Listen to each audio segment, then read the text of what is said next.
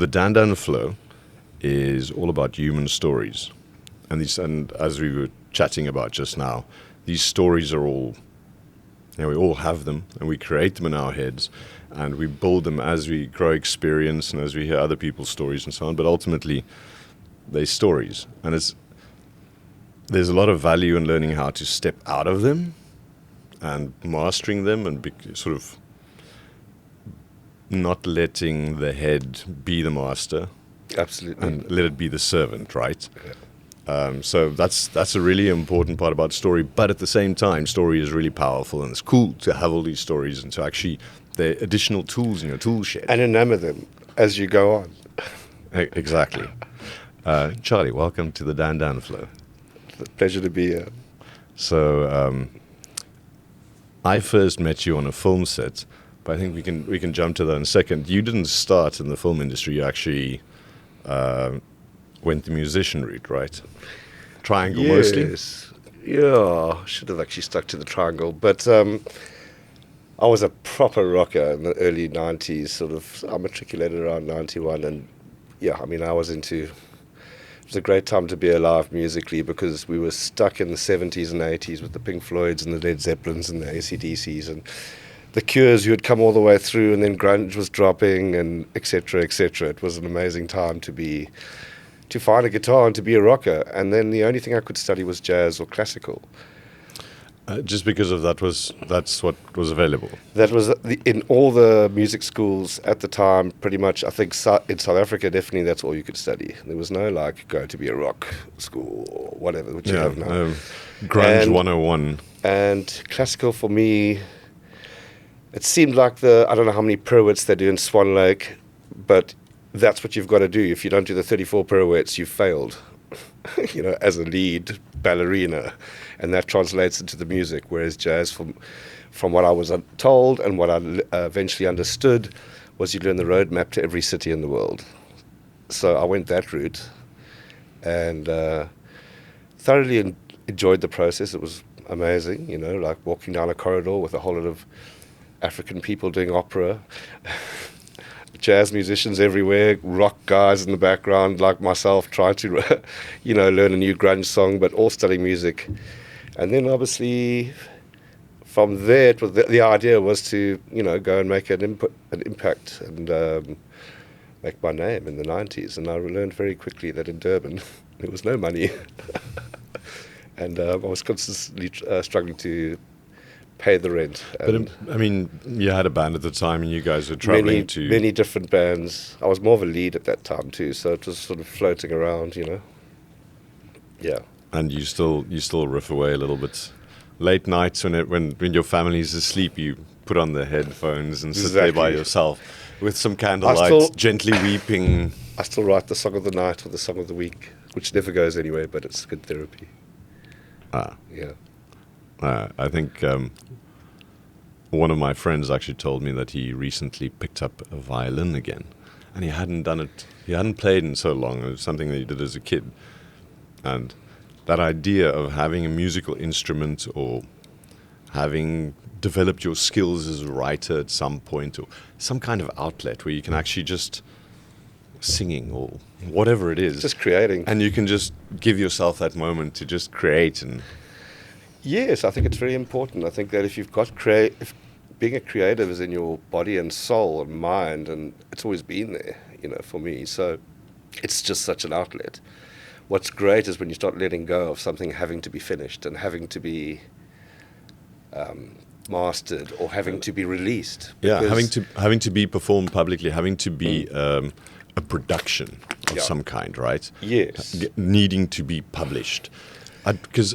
Yeah, so I'm gonna go on a little tangent here for a moment, because it's something I've thought about a lot. If you go look at ancient cultures, well, let's say you look at Aboriginal cultures anywhere in the world, or cultures that are, let's say, less westernized and so on, what you'll find is the tribe sings and dances. And it's like, yeah, but little Peter can't really dance. Doesn't fucking matter. You're dancing. Beautiful. Like, oh, you're not a great fucking vocalist. That's fine. You sing. It doesn't matter. someone's going to hit the djembe, and someone's going to, it's so part of, we're going to go hunt, we have the meat, we eat together, and then we have a feast. And what's the feast? We sing and dance. And that's almost universal. In fact, I want to make the claim, and maybe I'm not 100% correct here, but I think it's been a universal thing. Even if you look back at our own Western cultures, like song and dance has always been a thing. And we've gotten to this place where you don't need a live band in the space to be able to have music. You can just put on a recording. And that means that not everyone needs to make music, because we have music without having to play it.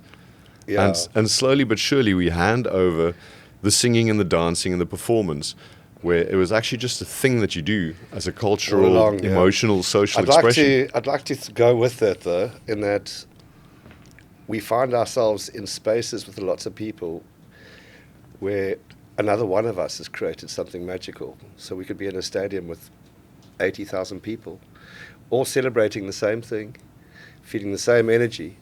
And that can be translated on so many mediums. And it sort of explains why people get so excited about being having a religious experience at a, say, stadium with a pastor, and then watching, I want to mention the right band, but there's just so many. But if you're watching Coldplay, for instance, or Radiohead in a stadium, collectively with people, you're now dancing and singing in unison. And that power in unison creates such a beautiful energy for everybody. And I think somehow we've kind of missed that, like that connection, Yeah. We went way off topic here. Well, I mean, but this is a topic then, right? Yeah. No, because I think... So the collective... So it's like just Man of War in Moscow. I remember way back when. I think it was like 100,000 or was it 1 million people? I think it was like 1 million. But you have these... It's just these ridiculously massive events. And everyone... Protest. And everyone's moving, but I mean specifically with the music. And everyone's moving to this beat. And it's that, like you say, it's this communal unit. It terrifies me in some ways, because it's also... if those things go out of hand... Yeah. Well, I think that collection... But there's this magic, and it's like we've given up most of it. I think what I'm trying to say is that sort of tribe that had that in a small little tribe in the middle of the desert, for them, they were everybody. I think it translates through everything throughout the human nature when we gather en masse. So a protest, a concert, a religious experience. That energy that you feel, it's the same high. It's basically a group of people in unison celebrating one thing. And the more and more we can do that going forward, I think, as society, encouraging people to come together, Yeah. A great example for South Africa is the rugby. Because I mean, it levels the field. Us as a country are united, no matter who we are, no matter where we come from, no matter what has happened. Yeah, we are now language and cultural background. Beautiful thing. Mandela realized that, and we know that whole story. But he was just very, as we know of him, had such incredible intellect that he realized the power of it. But you see it over and over again. Yeah. Oh, it's magical. I think I'm going to try and make a clever segue, but I'm not necessarily very good at that. But going from this idea of this whole sort of mass psychosis, whether that's for good or bad, but you ended up moving from music, and obviously, I suppose the frustrations. I also played around and trying to get things done. Where you realize, no money here, buddy. This is a passion project, and I'm loving it. But where does the money come from? Yeah. And so you eventually moved towards other forms of entertainment. And specifically, I met you on a film set. Yes. Where you were a chaperone for some A-list Hollywood actor. Yes, I was indeed. I started...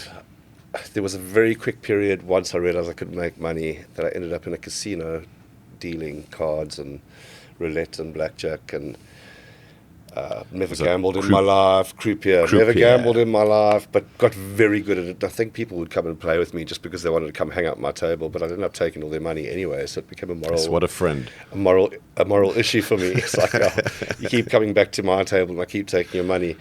And that took me abroad throughout the world eventually, because I was quite okay at it. It took you abroad because you're traveling from casino to casino, or you're actually... It was a means to get overseas, because back in those days you could either go, you could go to London and do the 2 years work permit, and I got a option to go on to Israel and work on the Red Sea on a yacht in a casino. And I don't want to go into detail, but that led to I made a lot of money there, and then I moved on and I traveled a lot and I worked a lot in the casinos, and eventually I was like, I'm done with the casinos, I'll do one last stint. And I got into a boat, one of the big ones, a cruise liner. And did a couple of stints, and the last one was in Alaska, and I met someone from Cape Town, and being a Durbanite, who'd been here when I was 12 years old, she was like, well, let's go back to Cape Town, and I was like, not back to Cape Town, what? I'd love to go to Cape Town. So I arrived here and I was like, oh my God, this is great, I don't need a visa. That was a good 25 years ago. And then I was, out of the casinos. I didn't know what to do with my life. I think I was about 31 at the time. No, I can't be, because I'm 52 now. So, yeah, do the math. By the way, looking great for 52. Oh, no, I just went to the hairdresser, said I still don't have grey hair. I just got a few here. I'll be fine. Anyway, I arrived here and needed to do something. And through my travels and throughout this whole journey, I realized I had a really good eye. And I would consistently say to my lady at the time, I should be a photographer. And she would pretend to play the violin, like... And I was like, no, well... No, what's this? So eventually I went out and I bought one, still in the film days then, and I created a very healthy obsession with it. At the same time, I was offered a job on a film, quite a small sort of Dutch project, I remember, and ended up on that same film. What were you doing on that set? Well, I started as a PA, and prior, it was an adrenaline. The movie was called Adrenaline. It was a Dutch movie, and I was my job was, prior to the show, because I had such little budget, I had to look after all the key cast, which came from all over the world, and get them used to adrenaline stuff. So I was a surfer, so one of the things I did do, I went through all the other processes with them and took them out there. And then my favorite day of the lot was, I took them all to Muizenberg to learn to surf, but it was absolutely shocking there and onshore. So I thought, well, I'll stuff it. Let's go to Long Beach, Kommetjie. And we had the drivers and everything, so we all got in there, and I knew I couldn't get them to surf. But what I wanted to give them was this feeling of being out in the ocean, beyond where all the waves are, and being able to sit there and look around, because a lot of surfing is just talking to your mates and being out there waiting for a That's actually wave what to come surfing in. is really about. Yes. Okay, Yeah. so I eventually did. I got them Sort out. of meditational experience. Luckily, it wasn't a behind big the day, brakes. and I got them all out the back. And the assistant director of the film, Milo Rietveld, I think is his name, what a legend. He went on to do huge things in Hollywood years after, but he was from Holland at that stage.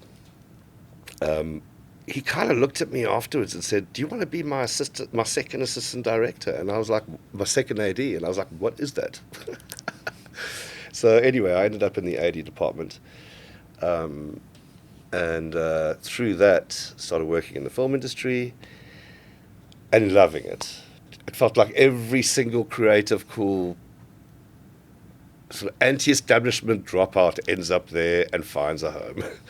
And all the clever creators who studied and everybody else. It was just this place where every project that you worked on, you were in this environment with people who were consistently solving problems, one after the other. It's also very one of the things I love about the film industry is, and especially with sort of big international productions and whatever, but it's kind of true even with smaller productions, is that it is fiercely meritocratic. Like I've been on sets, actually on a set that we were both on, Yeah. where someone just says the wrong thing to a superior, and he says, "That's it, get off my set."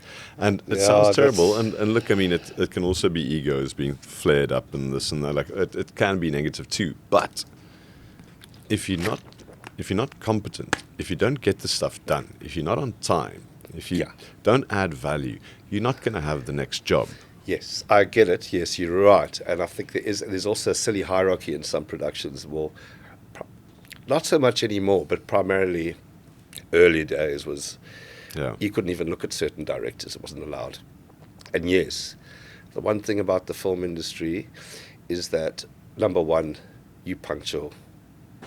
Number two, you're eager to learn. And number three, ask questions. Don't do something that if you don't understand it. And a lot of people, I think in life we do that a lot. You know, you don't want to ask because you don't want to look stupid. Whereas in the film industry, you must ask because there's a hell of a lot of money riding on a problem.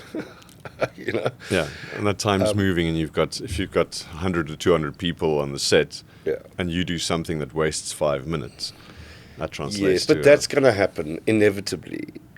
So it can be blown up depending on who you're working with, and it can also be acceptable. It's part of the process. And, you know, the thing is, there's always somebody who's going to solve the problem. I think where it gets gold is that, and why we, as an industry, love working with people that we can completely and utterly rely on, is that there's so much going on that you can focus on exactly what you need to focus on. And anything else that you know you've hired someone to do, you can specific, it's them. There we go, and you can move on and create the process, Anyway, post that, I carried on the AD department for a while, and you know, I started assisting kind of key people in key roles on film sets, and I was hired by I think it was Moonlighting Films, and they were doing a big project, a huge build in Pinelands, where they created LA in 1931 on a field, downtown LA. Serious art department. And I was called in as a last resort because the production designer had fired their personal assistant. And I was told that this man was very, very difficult to work with and whatever, you know, I had this whole story. Anyway, I get pulled in and I meet someone who has always been a mentor to me, Dennis Gassner, who is this very interesting man he won the Academy Award for Bugsy, he won the Academy Award for The Truman Show. And here he was building this epic set in Pinelands. And my first priority with him was to find vegan food, but this is like in 2005. And I need to find him a vegan chef. He had recently been through a medical scenario where he had to get healthy, and he'd gone vegan, and he did 3 hours of yoga every morning from 7 until, no, it was from 4 until 7, and that's when I met him with his breakfast. And I'd already had my camera, and I was watching this build going on, and I was like, Dennis, can I start photographing what's going on here? Because I could photograph it in stages, you know, as the build was materializing. The second product for the product.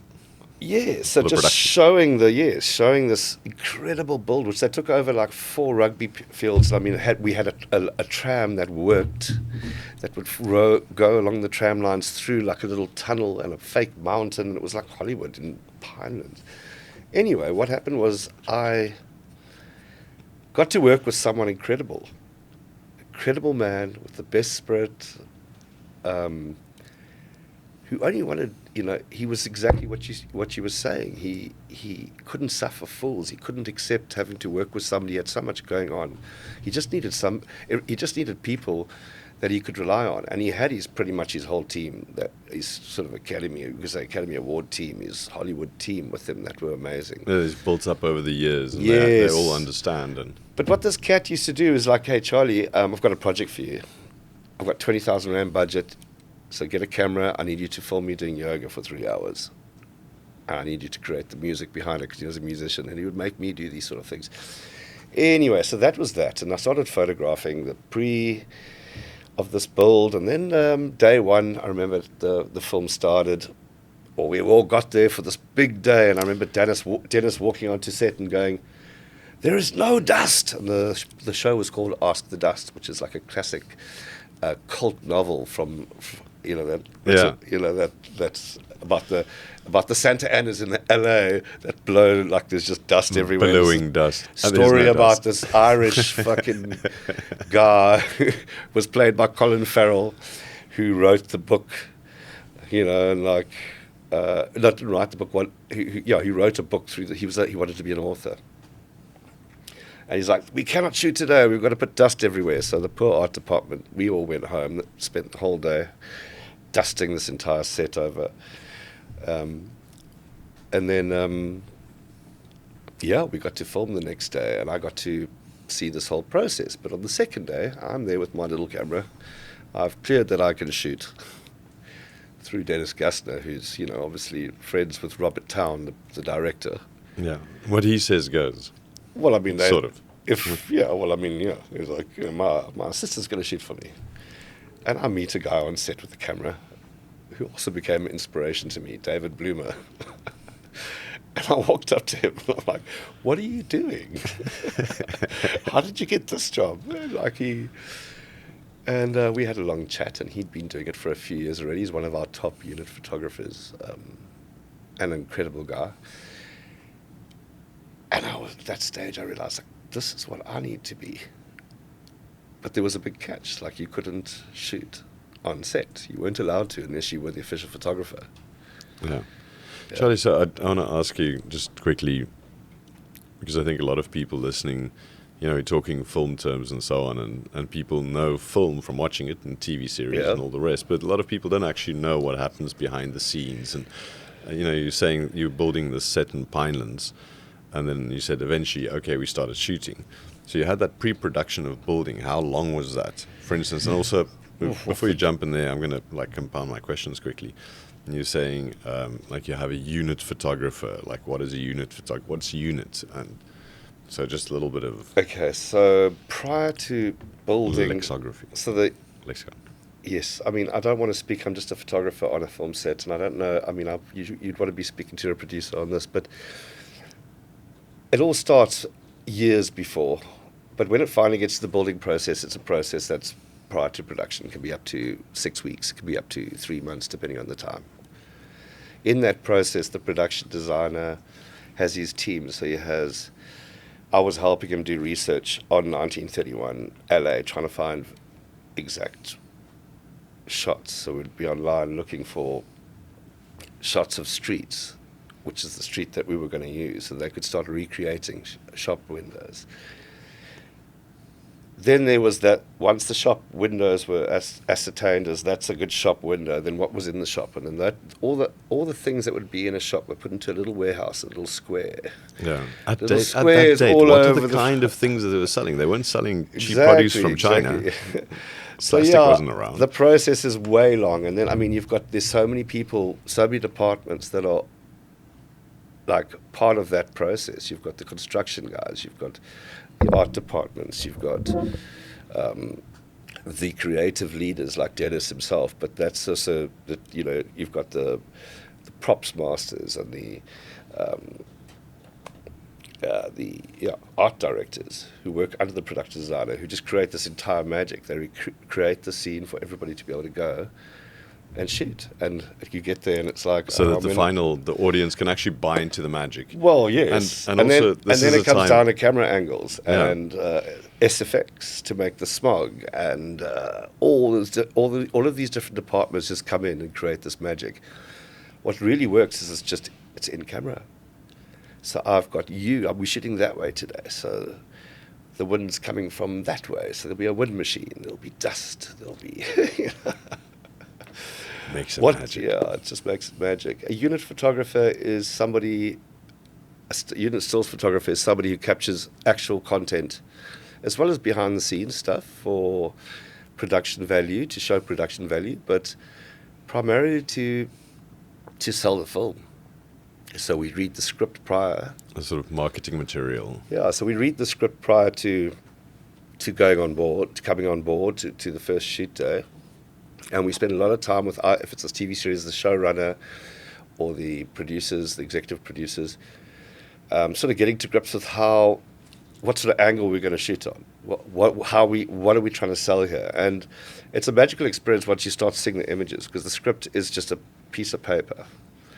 The film gets made from this piece of paper.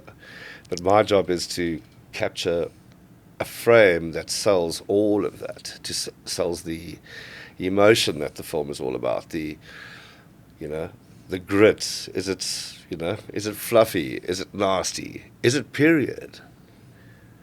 So that's our job. And Are these actors stuck in really icy water for yes, hours at the end? we are. Even if we're faking it and it's in studio, I've still got to get that look out of you. You're in icy water. Or you've just lost your mother, God willing. You're sad. You've got to get emotion out of them. It's not often that we do get those moments. A lot of it we have to do on the side of camera.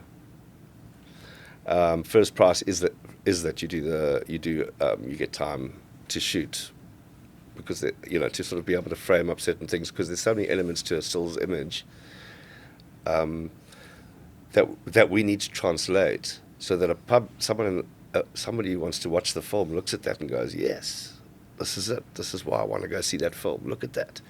And you can imagine shooting a Tarantino film. Quite easy, because it's just like that. But no, it's because somebody's actually made an effort to translate Tarantino's mind onto a frame. One frame. A single still. No cutaways. You can't shoot, here's the big scene, and then tell the story. Yeah. Nothing. So yeah, it's incredibly rewarding when you do. It is incredibly rewarding when you do get that frame that is going to be a keeper. And it's not just one frame. You'll get a variety of frames throughout a film. And often they'll use elements of that for the poster. So you'll see, often when you see a poster with a lot of little things going on that look like they were part of a film set, and some of them look posed, those are all little bits that you've kind of worked with someone, and you've conceived yourself, but you've bounced off the creative above you, the producer, or and there's also, I suppose, this whole behind-the-scenes thing has become an industry in itself, right? I mean, yeah. And I imagine if we go back far enough, people recorded it, but it wasn't necessarily that.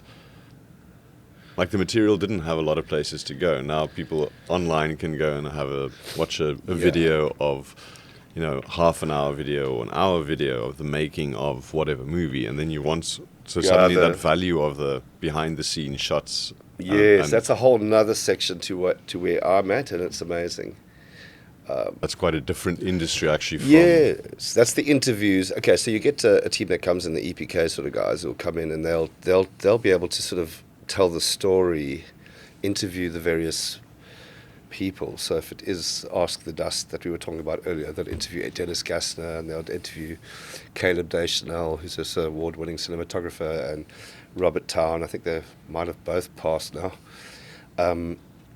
And they would be able to narrate certain things, and then there would be a lot of content around that, sort of shooting video of the sets, the builds, that sort of thing. And that's a completely another niche, and very interesting too. Yeah. I mean, so you were this is a niche that you were playing around in before I met you. Before the chaperoning thing, or the chaperoning thing kind of ran. Okay, so the chaperoning thing happened because that always. So I just have to say, at the time, I was working. I had a tiny little piece, and the director didn't like me at all, so I ended up in the cutting room floor anyway, for the most part. And I was working as a waiter on the side, trying to survive this game, the film thing, as you said, many years ago. Yeah. And I remember hearing about your job and thinking, wow. That's a cool job. Yeah, so it's not only chaperoning in that sense, because I realize now that I could shoot. So it's lead cast, chaperone / assistant is what it is. And I realized after working with Dennis Gassner that I could work with lead cast, or they also realized that I could deal with lead cast, because they thought Dennis was production thought he was so difficult. He actually was the most amazing man. You just have to speak his language. Well, that's it. You've got to adapt, adapt or die.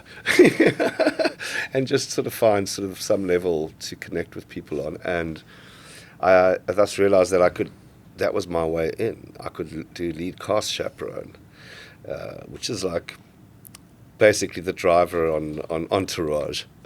Yeah, you're like the driver for Hollywood A-lister. I felt like I was an Entourage the entire time I worked with you on Lord of War with Jared Leto as the lead actor.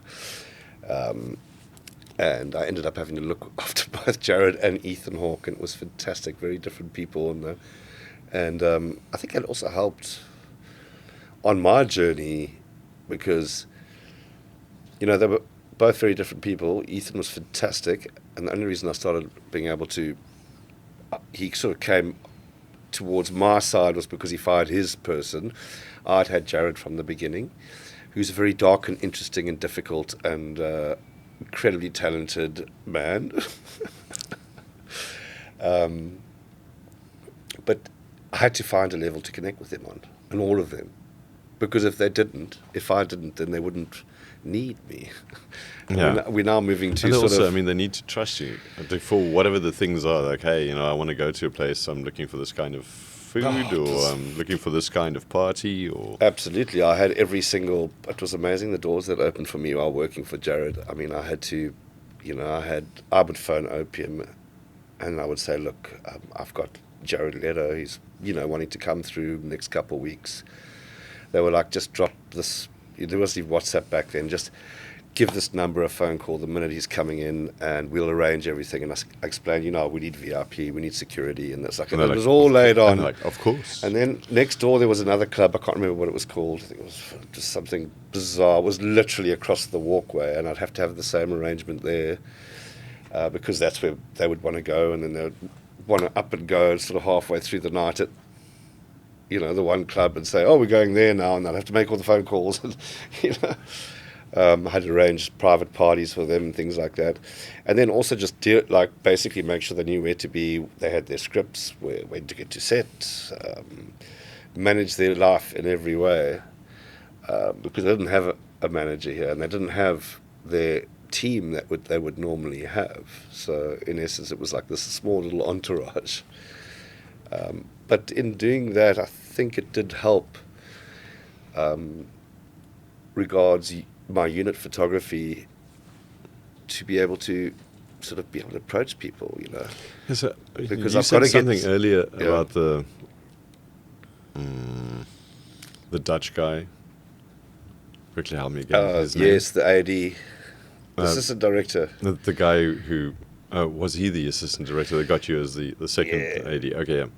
So it was actually a second on-set second. It wasn't a second. Yeah, that was Yeah, but I mean, I think the moment that when you work with someone like that, it's a little bit like if you've never been out of the country, you've always lived in the same place, and then you go to completely different countries, and you just realize that your horizons. You may have read a lot, you may have watched movies, and you thought your horizons were broader, but the moment that you encounter a different country, or you work with someone who's just got horizons that are so different from your own, grow. You actually grow, you expand in your thinking. I think so. I think that probably prepared you quite well for working with, you know, Hollywood A-listers, and you know, you're saying Jared I think Leto, so. Because you get into that, and you're comfortable enough that you realize, they just want to feel normal. Yeah, and they want to make just real people. These are.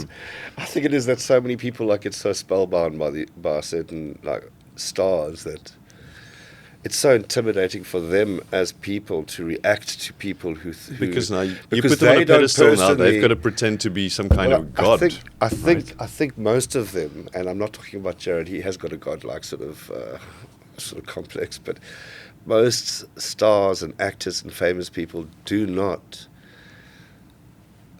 Almost feel like, it's almost like they have imposter syndrome. They don't feel like they need all the attention. Chronically stuck in that. They just feel like they've done a great job, been paid really well for it, and they just want to get on with it. Wouldn't it be nice if the people could just leave me alone? So when you work here, well, in essence, yes. I mean, because it's embarrassing because you don't want to be self-glorifying yourself. It's just like me sitting here. This was me jumping out of my comfort zone, and I'm not self-glorifying myself. But in saying that,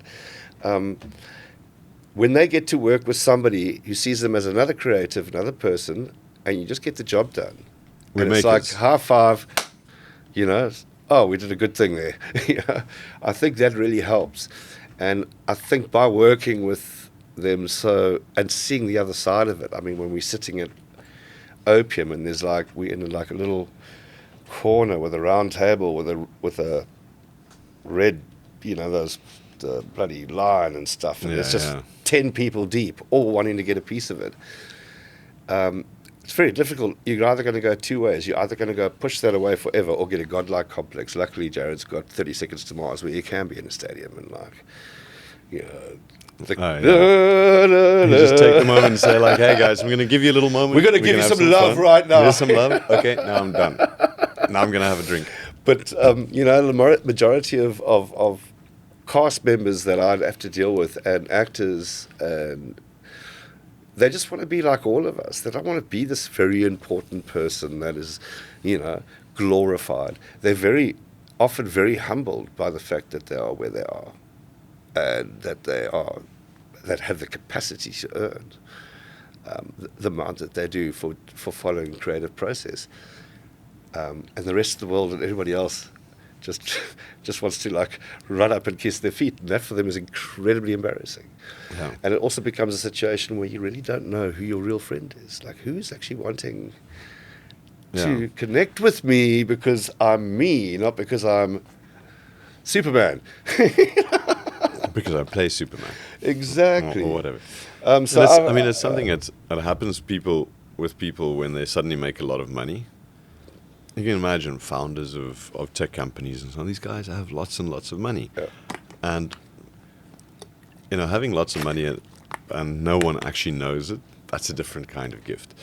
But when you... When the lotto, don't tell anyone, including your family. Exactly. No one knows that you actually have lots of money. That's a different kind of gift. But when everyone knows that you're loaded, or... Well, if you're a personality... And I think if you're a famous kind of like that. It's a personality. I think it's different. And I think what's sad about the world right now is these sort of egotistical personalities are becoming a thing, and people are sort of really following. Because of online culture, where it is very much so, and because people are there are people out there who and I don't want to get into the psychology of it all, but I don't want to mention any versions of psychology, but that make it work for them and get to be as powerful as they are, and everybody could just. And yes, it's now I could just speak from my pulpit. No one can see me. I can put out whenever I need to put out. And everybody will respond. I think it's changed. The world's changed quite dramatically, and there's a lot of people using it for good. And there's a lot of people who are making a shit ton of money for possibly a negative message that learning how to get through to people. It's been done for generations in various different for sure. religious structures. The art of rhetoric and oratory. You can. Yeah, I actually wonder about this a lot. Churchill, bro. What a legend. Yeah, and at the same time, you have lots of stories about what a badass he really was, and the kind of things that. No, I'm just giving you an example. Yeah, but let's go with that sort of Second World War period. Hitler always just, Mars Attacks. Yeah. It's like a star-studded cast comedy, but the little Martians arrive and they're all like, no, you just talk like they have no idea what they're saying. Yeah. But kind of like that. Growing up, I listened to you'd hear it as part of a history class or whatever. Like, here's Hitler, and you'd see a thing and he's speaking. And you see the armies marching, and he's just screaming at the people, right? And because I don't speak German, it kind of sounds like the Mars Attacks aliens.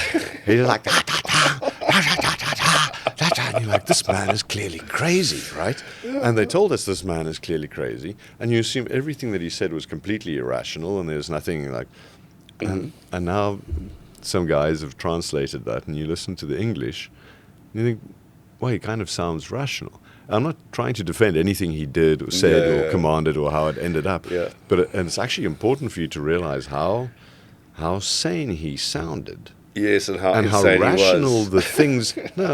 How well the arguments were put together and how much sense they made, and that despite all of that being so sensible, it ended up playing out the way it did. Yeah. And then you have to go say, well, you have to know that the wolf is going to be in sheep's clothing, right? They can be these people who are so rational, and the explanations are so coherent, but this is actually leading in a bad direction. That's kind of what you're saying. You have these guys who are making lots of money.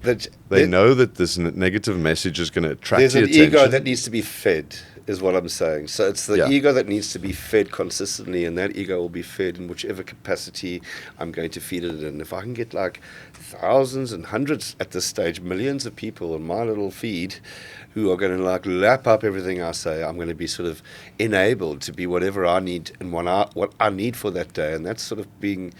So, yeah, that's kind of a global thing that's going on right now. I don't want to get into politics. Just negative energy, just attention.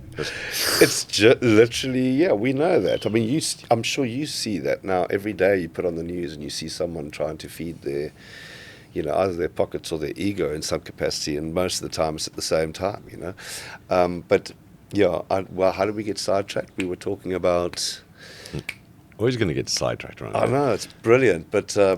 what's funny is we started off about the chaperoning. We started off about everybody standing in stadiums, didn't we? Right at the beginning of everything, it could be like a church, a political rally, Coldplay, or I would prefer Radiohead, but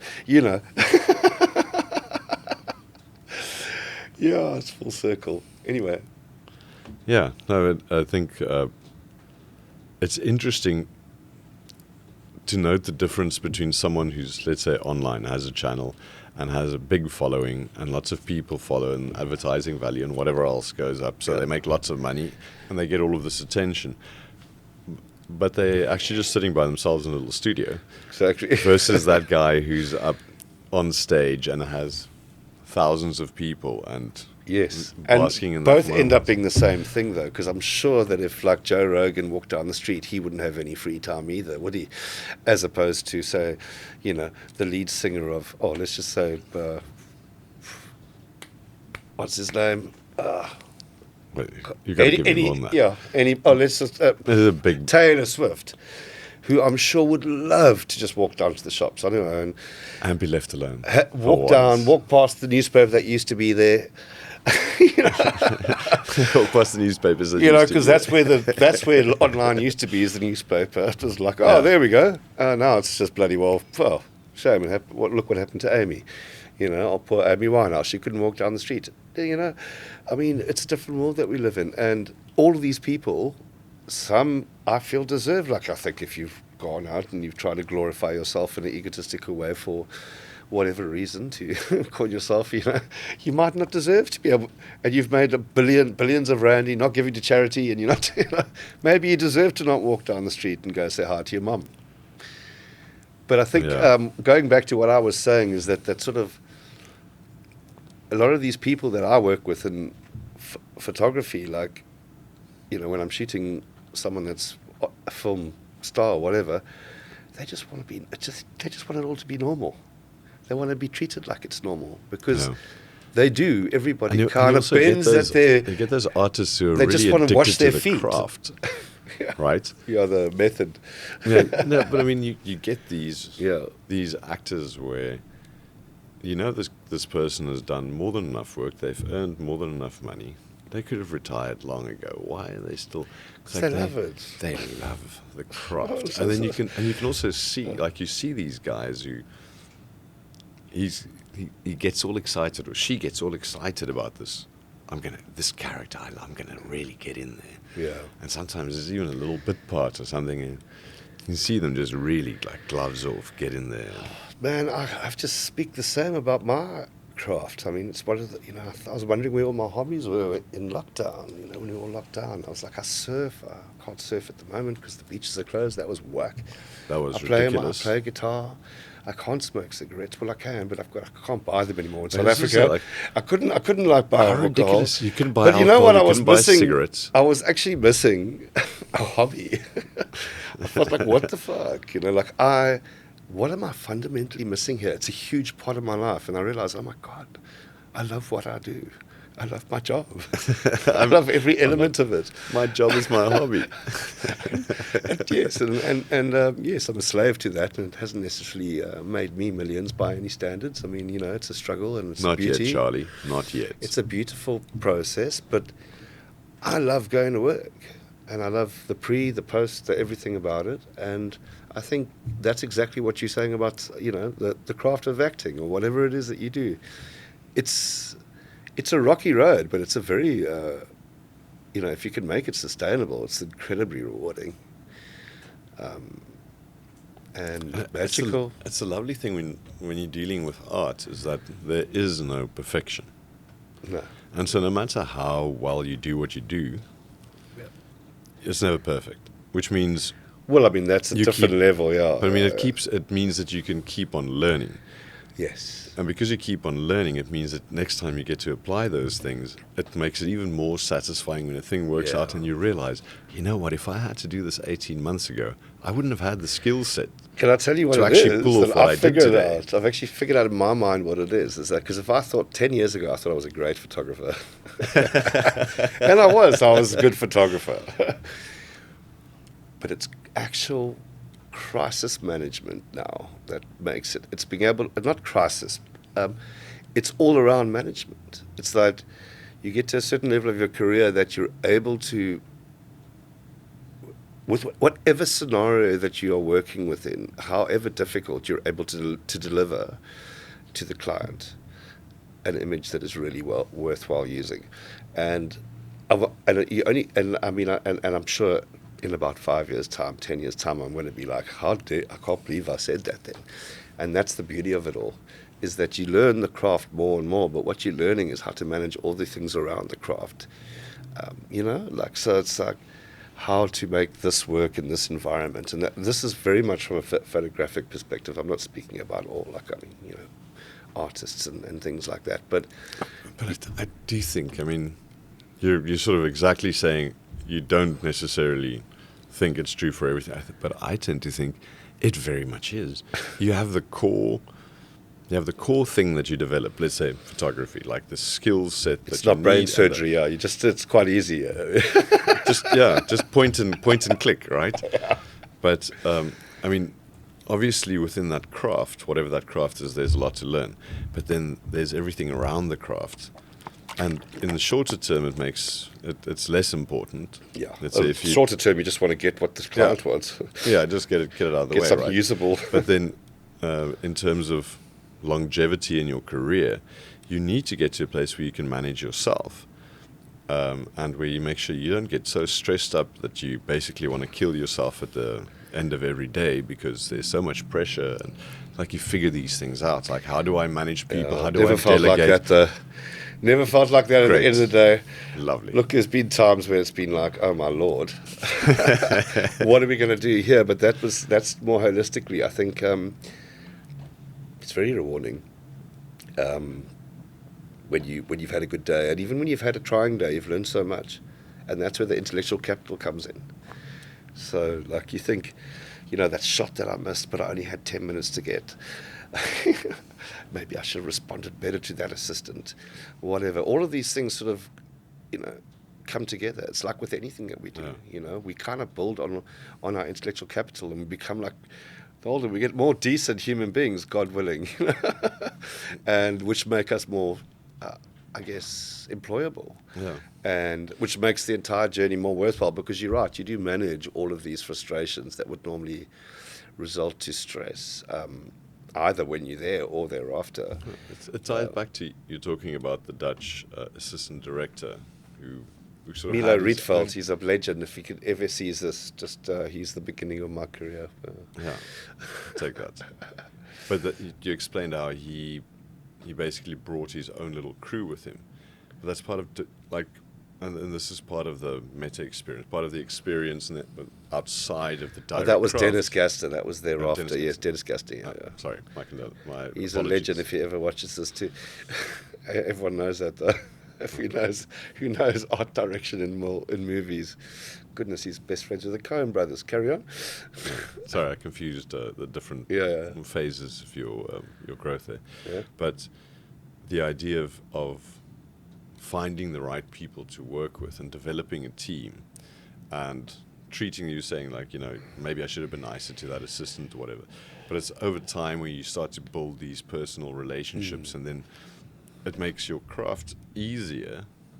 It becomes a collaborative effort. Yeah, and it makes it easier to get to the next levels because you can entrust other people to it. And look, there's also the thing is, like, within all of this film industry, like going back to that, there's no from the crew side, there's no heroes. We are all collaborators, and when you're only as good as the people who you surround yourself with. And that goes the people above you that surrounds, you know what I mean, yourself with them and going down and all around you. It's such a collaborative effort. And that's what makes it so magical. So when you guys see a film or a TV show just randomly come onto your Netflix and it's brilliant, you got to know that there are thousands, like at least 1,000 people, if you take the pre-post locations, everything involved, that were part of making it so magical, because there's so many places for error. And hence you have so many really bad series and films, and even those aren't bad, they're still entertaining. So that craft is also, like, if you look about how personally my craft is or whatever, but the film industry and like how that's evolved since black and white and to color without sound, all the way through to where it is today. When you watch a good series like The Gentleman, which I really love, that is fun. yes, or like there's just so many like that, that are so brilliant. Depending on what your vibe is, you might like Downton Abbey. What beautiful! You know how much effort goes into everybody perfecting everything to make it so perfect that when you watch it, it's so real and has so much integrity. And that's why it's so important that we keep that sort of focus, the appreciation level up, and why it is such a valuable skill. Every person there has got a valuable skill, from the bottom all the way to the bloody well top. It's an absolutely crazy thing how I always say it's more difficult than people from the outside think and easier than people from the inside think. And it's true in a lot of things. Yeah. But I remember at university at the end of a movie, just sitting there and actually watching the credits roll and just thinking, look, it was a fun, I can't even remember which movie it was. It was a fun movie. But you were just enjoying the sound and like still reeling off the emotions that you felt. You're sitting there feeling them looking up at the screen. Yeah, but just actually just looking at the sheer number of names, and just realizing, like you think, oh, this actor had such a lovely performance, he did a good movie. It's like, no, like you say, the 1,000 people who worked on this. There's so many variables. There's so many, this camera didn't work the way it was supposed to. This guy didn't really do the editor messed this up. The guy who wrote the story chose the wrong line, or they didn't stop the actor when he used the wrong line, or whatever. There's all of these things that could go wrong.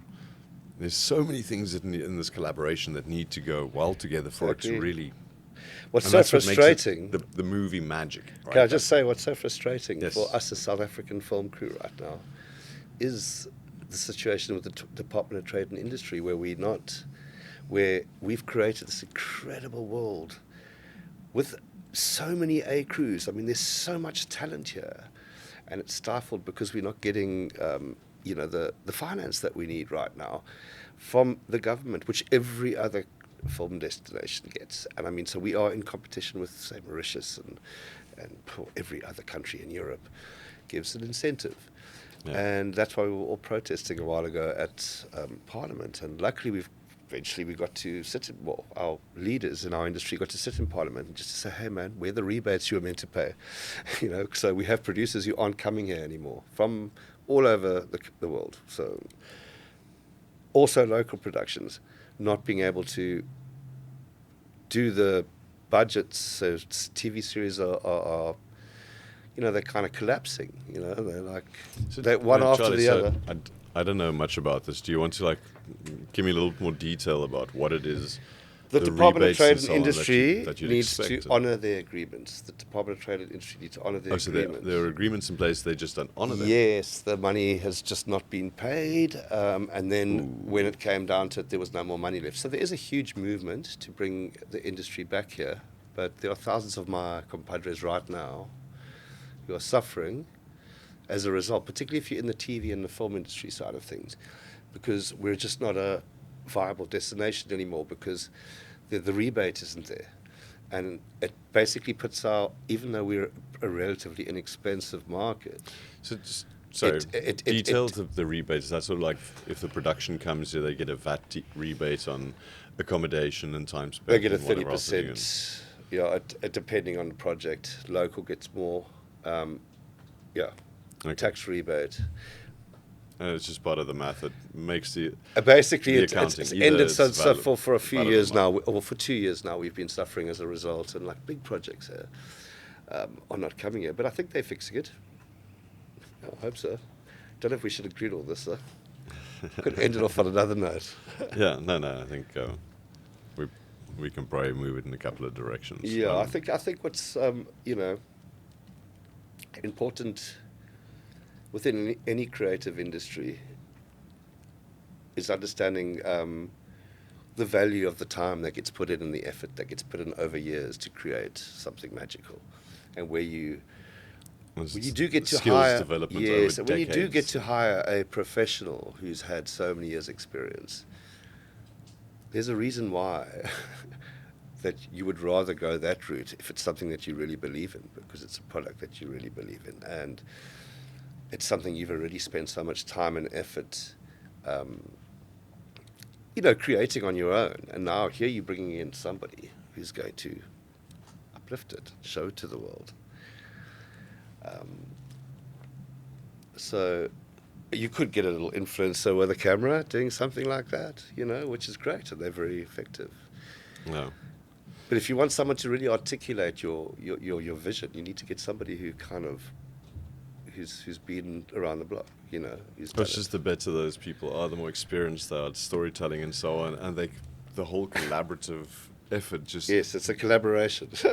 yeah, you have to just add the right sort of elements to it. Yeah. So at some point, I recall you did a little bit of what do they call it? Like real life TV, like what, Survivor. I do or reality whatever. TV. Reality niche, TV. yeah. Sorry, Yeah. I can't stand to watch stuff, but it's Yeah, I don't watch any of the shit I've worked on, to be honest. Survivor's brilliant. I did that. Done 3 seasons of that. the principle, the idea, it sounds cool. It's and amazing to work on because it's different. It's like there's no egos on set. We can't believe these people have just decided to land on this beach and suffer. Agree It's to the also shit. like being Lord of the Flies. It's like being a fly on the wall on Lord of the Flies, which is wonderful. We only show you the good bits. We only show you the decent, nice bits that could be shown on TV, not the horrible swearing or the silly fights that happen. And the narrative sort of builds itself. So that's a whole other world. So it's kind of like a nature documentary where Literally. these are actually 5 different hyenas. There's a show and the on- story pretends like it's all the same. Go watch hyena. Lord of the Flies if you haven't read the books. Golding. It's just come out on the BBC. It's like Survivor with adults. and we'll show you a narrative on the way. But yeah, it's different. It's a different medium completely. And from my side, I once again just do a very publicity sort of world in that. And I work for quite a bit for Channel 10 Australia, and I do the Amazing Race for them, which is fun. It's like being on the race. And I'm a Celebrity, Get Me Out of Here. We basically throw a whole lot of celebrities in the jungle, hardly feed them, and it's a very nice show in the way that each celebrity has a charity. The longer they stay in the game, the more money goes to that charity, and they've got to do that's things kind they've got to do things that they hate, like get shoved literally into a coffin with 110 snakes, jump off waterfalls, and if they don't do it, they don't take any food back to the jungle camp. So, and if they don't do it, they don't make more money for their charity. So you just see these poor celebrities going through hell. And I love documenting that. It's wonderful. And a good laugh. And then on the sort of food industry stuff, like cooking shows and I do MasterChef, yeah. I shoot that a lot. Which is actually why I've been shooting quite a lot of food. MasterChef's great. It's like a 9 to 5. It's a 9 to 5 job. It's just Rinse and repeat every day with a great team. I work with a great team at Homebrew Films in Cape Town, and we basically pump out South African ones. I think I've done 4 seasons with them, and we're doing Nigerian one next month, if I'm not mistaken. okay. Or another country's one. So what they've done is created a hub in Cape Town where you can come and film MasterChef. And for me, it's great. I just literally sit there in the kitchen, watch it all go down, photograph it. Then I do all the pack shots for the food. And then I watch that head going onto the oven thereafter with crying because that's the end of a pressure test, or lying on the floor. Creating all that, capturing that drama is something that I do enjoy on the reality side of things. It really is about reactions, and I think that's what sells. And my job literally is on a show like that is once I've done the big lineup of the key cast members for the hero shot and then the hero judge shot, is just to sell the episodes. So in between episodes, you'll see a shot that I've taken which says, I want to watch that next week. And so it becomes quite that's kind of the prerogative. Nice. Yeah. It sounds satisfying. I suppose getting close to wrapping this up, but I'm intrigued to know, having worked on all of these different kinds of productions and seeing the different things wherever on the planet and so on, if, like, first prize for you at this point, someone called you up and said, hey, we're doing XY production. What kind of production would you love to be on Nat Geo. Nat Geo. I'd like to go like shoot Human Planet or tell a very like human... Baraka or... Yeah, to document something very real that's going to sort of have momentum going forward generationally. Like I do feel anthropological or animal. Yeah, sort of the interplay between humans and animals and the planet. So something that really shows that connection. Like Human Planet's one of them humans that's just came out. Something like that. I love that sort of thing. For me, that's where I'd like to put my bed and lie in it. And I think going forward, I'll get there at some stage. But really looking at globally what's going on from a very human, animal, planet perspective is where I would like to be. I suppose some of that requires you being away for long times and so on. It's never as long as we think it is, and I'm always back for long enough. So yeah, sometimes I have to go away for 2 months, but I'm back for 3. It helps with relationships, really. A little bit of time off. Yeah, just makes the heart go fonder, you know. Right, fair enough. Yeah. Charlie, thank you very much for coming on the Dan Flow. Okay. I'd really love to have you on again. You owe me one, eh?